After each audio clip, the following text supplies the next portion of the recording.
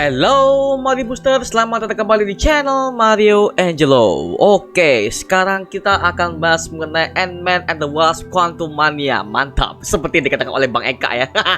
Oke, tapi sekarang kita akan bahas mengenai Ant-Man ketiga ini. Jujur aja, gak ada bocor apapun, tiba-tiba aja MCU mengeluarkan trailer dari Ant-Man and the Wasp: Quantumania ini, Pak. Ini geger lah banget semua fans Marvel, Pak ya. Ternyata selain kita udah menunggu Black Panther: Wakanda Forever yang katanya pada tanggal 9 November nanti, ternyata MCU sudah memberikan kejutan lain buat kita, itu adalah Ant-Man and the Wasp: Quantumania ini, Pak. So, kita akan breakdown semua peradegannya dan juga gua akan bahas mengenai berbagai macam teori yang akan gua jelaskan di video ini. Oke, sebelum kita lanjut ke video ini, jangan lupa tekan tombol subscribe, karena kalau kalian tekan tombol subscribe dan like tidak sebanyak-banyaknya, dan juga share video ini ke teman-teman kalian, maka gua akan lebih semangat lagi buat video untuk kalian. Oke, tanpa berlama-lama lagi, langsung kita bahas mengenai Ant-Man and the Wasp: Quantumania trailer breakdown.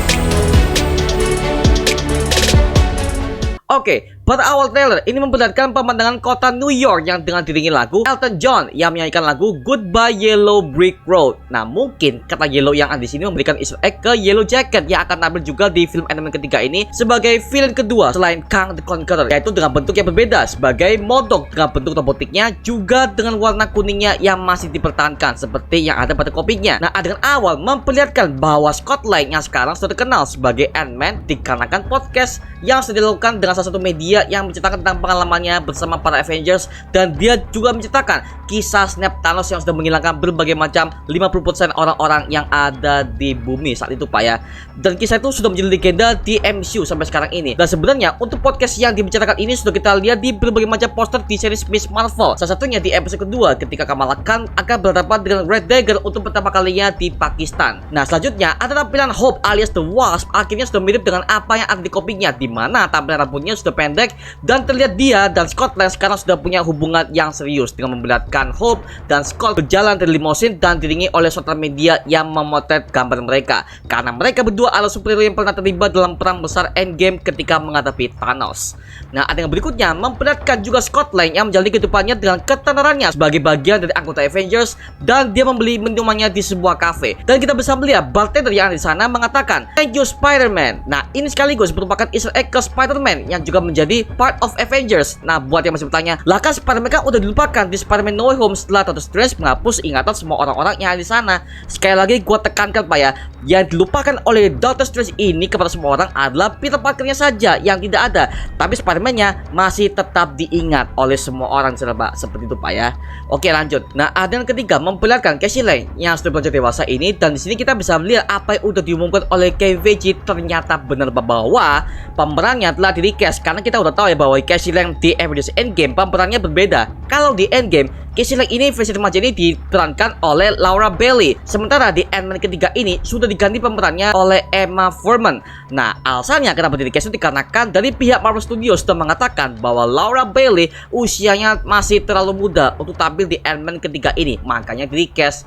Ya udahlah ya, meskipun gitu gua masih tetap mengharapkan banget bahwa Casey Lang ini akan berperan penting di Ant-Man ketiga ini, Pak ya. Oke, lanjut lagi di kediaman Hank Pym ketika si Casey Lang ini mengatakan kepada mereka semua bahwa di Quantum Realm alias dimensi kuantum ada banyak orang di sana yang membutuhkan pertolongan. Nah, informasi ini sepertinya sudah dikatakan oleh istri Hank Pym yang selama ini sudah menghilang selama 20 tahun lamanya, yaitu adalah General Van Dyne yang dirinya udah bebas dari Quantum Realm yang diselamatkan oleh Hank Pym sendiri ketika dia memasuki dimensi tersebut di film Ant-Man and the Wasp. Nah, di situ terlihat ada sebuah alat yang dibuat oleh Casey Lang ini adalah sebuah alat pemancar untuk membantu mereka masuk ke dalam sebuah Quantum Realm, dan Casey juga sudah mengirimkan pemancar ke dimensi tersebut, dan hal inilah yang membuat General Van Dyne merasa khawatir karena dia tahu yang ada dalam Quantum Realm ini bukanlah suatu yang bahagia melainkan sebuah ancaman.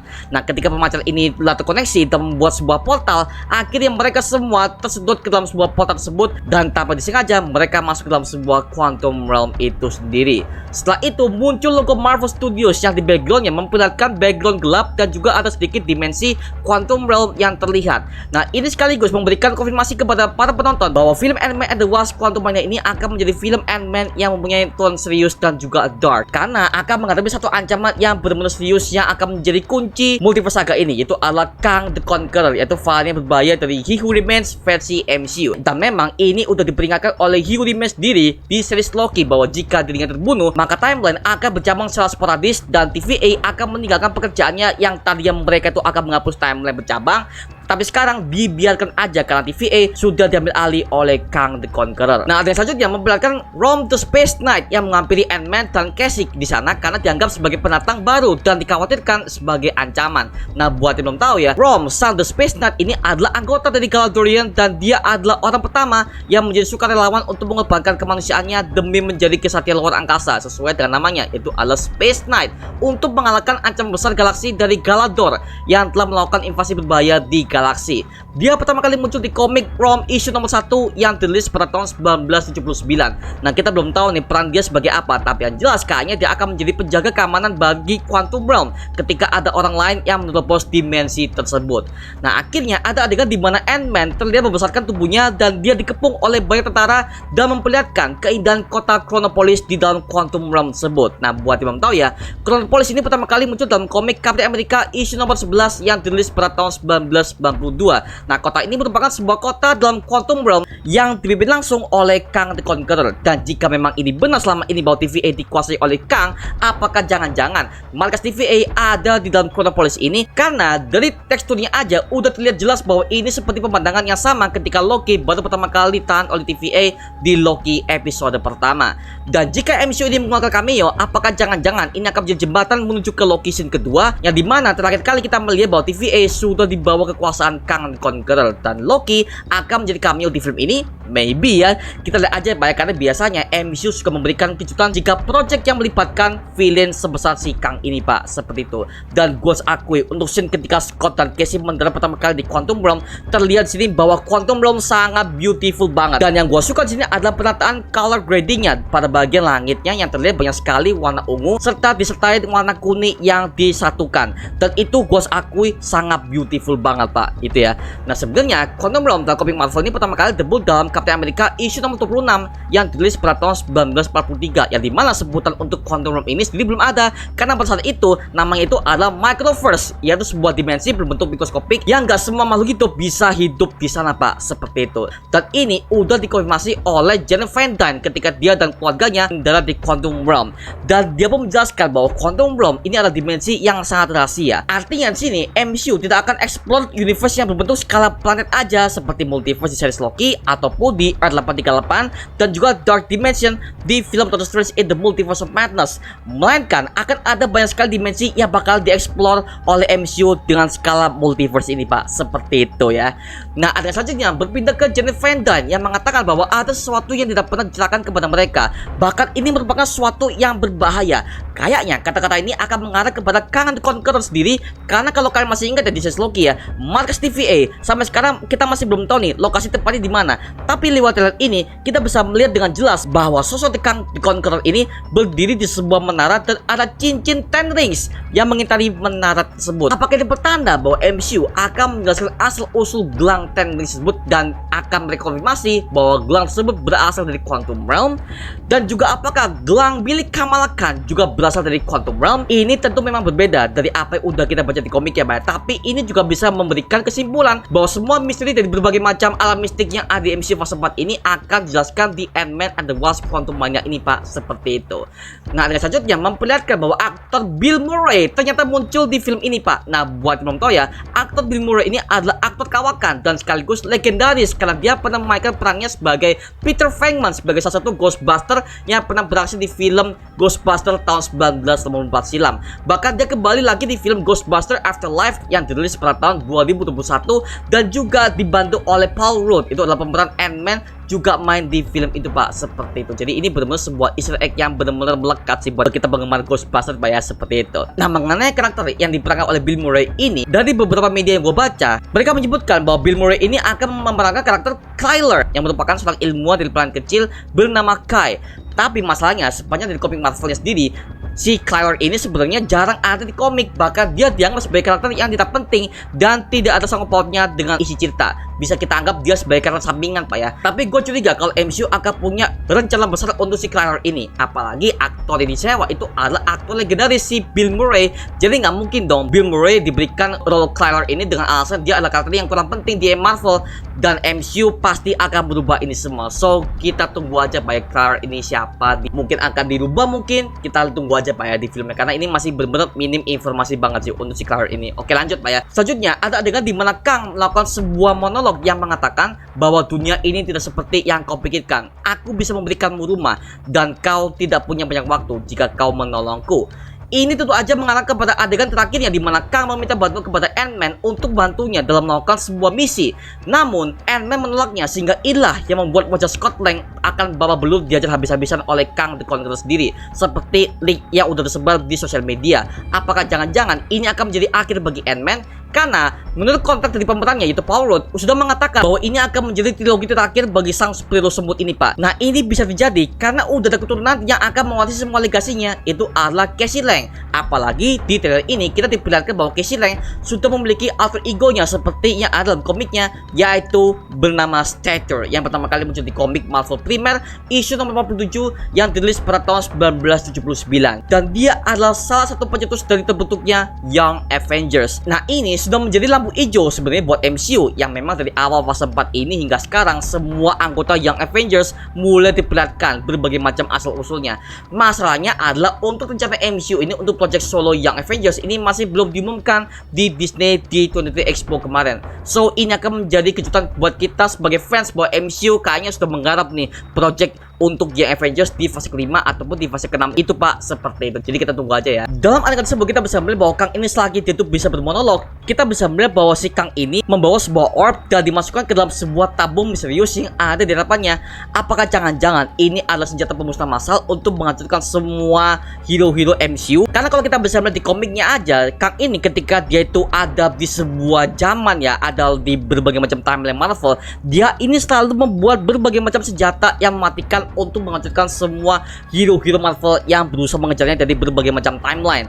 Apakah jangan-jangan ini adalah sebuah senjata pemusnah massal yang akan dia gunakan di film Avengers Kang Dynasty nanti? Mungkin Pak ya, karena kita masih belum tahu alat ini apa dan juga orb ini fungsi buat apa, karena mungkin orb ini adalah sebuah alat yang benar-benar dibutuhkan oleh si Kang ini Pak, seperti itu. Jadi kita masih belum tahu nih ini fungsi buat apa, tapi yang jelas kita bisa asumsikan bahwa ini adalah senjata pemusnah massal untuk sementara ini Pak ya, seperti itu, karena ini masih benar-benar minim informasi banget lah. Kalau kalian bisa melihat dalam adegan ending ketika Kang bertemu dengan Ant-Man di bagian akhir, sebenarnya ada dialog yang keluar dari Kang ini yang mengatakan bahwa bukankah aku sudah membunuhmu. Ini tentu jelas bahwa memang si Kang ini sudah pernah membunuh si Ant-Man di timeline MCU yang bercabang, karena kita udah tahu ya bahwa Kang adalah salah satu villain sekelas multiverse karena dia selalu mempermainkan sebuah cabang timeline Marvel. Bahkan semua variannya itu berkumpul, sehingga inilah yang menyebabkan semua timeline Marvel semakin bercabang karena ulahnya sendiri, sehingga seluruh varian Kang ini membentuk sebuah kelompok yang bernama Council of Kang. Oke, ngomong-ngomong soal si Kang ini Pak ya, gue ingin bahas mengenai tampilan fisik Kang ini Pak. Gue bisa melihat ketika si Kang ini mempertunjukkan kostumnya benar-benar full banget ya, dengan first looknya ini benar-benar sesuai akurat komik banget Pak, dimana kita bisa melihat ada helmnya lah, terus ada jubahnya, terus juga wajah birunya, itu benar-benar literally apa yang udah kita baca di komiknya Pak ya. Itu benar-benar akurat komik sekali, bagus banget. Gue suka banget bahwa si Kang the Conqueror ini tidak dirubah banget oleh MCU Pak, karena kita bisa tahu bahwa MCU kan selalu berubah-ubah cerita tuh, dan gue khawatirnya kostumnya itu juga akan dirubah, tapi gue bersyukur Kang ini tidak dirubah sama sekali. Itu yang gue suka. Oke, bagus, karena gue bisa percaya banget bahwa Jonathan Majors sebagai aktornya ini bisa memerankan karakter Kang yang sangat mengintimidatif sekali sebagai the big villain MCU fase multiverse saga ini Pak, seperti itu. Karena kan kita udah pernah mendapatkan Thanos di fase ketiga kan, begitu chaos dan juga begitu semaskulin itu, dan kita mau lihat nih kalau Kang ini seperti apa, karena kan kita hanya tahu dia dari variannya aja, dari si He Who Remains, dan kita di MCU ini kita belum tahu nih dia seperti apa. Karena kalau gua lihat dari sepanjang trailer ini di awal sampai akhir, si Kang ini dia tuh kayaknya punya karisma sendiri nih, si Jonathan Majors ini nih. Nah, kayaknya bakal jadi lebih ngeri si Kang ini. Kita mau tahu nih Kang versi MCU seperti apa sih. Nah, apalagi gua menunggu cameo si Loki, karena kemungkinan seperti yang gue bilang tadi, ini akan menjadi jembatan ke Loki season kedua, yang dimana markas TVA itu kita masih bisa asumsikan bahwa markas TVA ini ada di dalam Quantum Realm ini, Pak. Seperti itu. Makanya sampai sekarang kita masih belum bisa menemukan di mana lokasi markas TVA ini, Pak. Karena ada di Quantum Realm, dan mengingat Kang ini adalah penguasa di Chronopolis ini, Pak. Seperti itu. Makanya ini gua sampai sekarang tuh curiga bahwa markas TVA ada di situ. Oke, ini benar-benar teori bisa dibilang sangat asik kali buat kita bahas. Jadi wow, ini benar-benar bisa dibilang film yang gua tunggu-tunggu banget sih untuk fase kelima mendatang, dan ini akan menjadi film pembuka untuk MCU fase kelima. Oke, so kita tunggu aja mengenai update terbaru dari Ant-Man and the Wasp: Quantumania ini, Pak. Yang jelas gua tunggu banget lah mengenai film ini, Pak ya. Dan ini film ini akan diluncurkan pada tanggal 7 Februari tahun 2023. Oke, itu aja mengenai breakdown dan juga analisis gua mengenai Ant-Man and the Wasp: Quantumania ini. Kalau kalian punya teori sendiri atau kalian punya impresi sendiri mengenai trailer ini, tulis aja di kolom komentar di bawah dan kita bisa diskusi bareng seperti biasanya. Oke, itu aja mengenai video kali ini. Jangan lupa like, comment, dan subscribe untuk mendukung gua sama video mendidik dan menghibur kalian semua. Karena gua janji sebisa mungkin gua akan buat video seperti lagi untuk kalian. Dan kalau kalian ingin gabung bersama kita di grup komunitas, langsung aja gabung di grup yang kita namanya Mario Booster Official. Linknya udah gua sediakan di kolom deskripsi di bawah. Dan terima kasih buat kalian yang udah membeli official t-shirt Mario Angelo.